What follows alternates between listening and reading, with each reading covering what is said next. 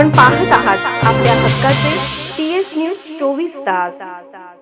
वाळवा तालुक्यात कोल्ह्याचा दुसऱ्या दिवशीही धुमाकूळ, आज तिघांना केले जखमी। मिळालेल्या माहितीनुसार प्रकाश केशव चव्हाण राहणार बनेवाडी तालुका वाळवा हे सकाळी 6 वाजता फिरायला गेले होते। यावेळी रस्त्याच्या कडेला असलेल्या एका ऊसाच्या शेतातून अचानक कोल्ह्याने हल्ला करत प्रकाश यांच्या पायाला चावा घेतला। तसेच विशाल शशिकांत पुकळे, म्हसवड तालुका मान, जिल्हा सातारा, तानाजी शिवाजी कटरे, कटरेवाडी पाचवड, सुभाष यादव यांच्या बनेवाडी शेतात मेंढ्या बसायला आहेत। आज शनिवार दिनांक 28 रोजी सकाळी 10 ते 10:30 वाजण्याच्या दरम्यान तानाजी कटरे यांच्यावर हल्ला केला। यावेळी कटरे यांनी कोल्ह्याला पकडण्याचा प्रयत्न केला, मात्र कोल्हा मांडीला चावा घेऊन पळून गेला आणि विशाल पुकळे यांच्या पायाच्या पिंढरीला चावा घेऊन जखमी केले। यावेळी विशाल याने हातातील कुऱ्हाडीच्या बुंद्याने मानेवर मारले, मात्र कोल्हा जास्तच आक्रमक होऊन पुन्हा विशालचा चावा घेतला।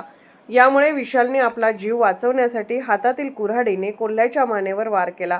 यामध्ये कोल्ह्याचा मृत्यू झाला। सदर घटनेची माहिती वनविभागाला कळताच वनविभागाच्या कर्मचाऱ्यांनी घटनास्थळी भेट देऊन मरण पावलेल्या कोल्ह्याचा शोध सुरू केला आहे।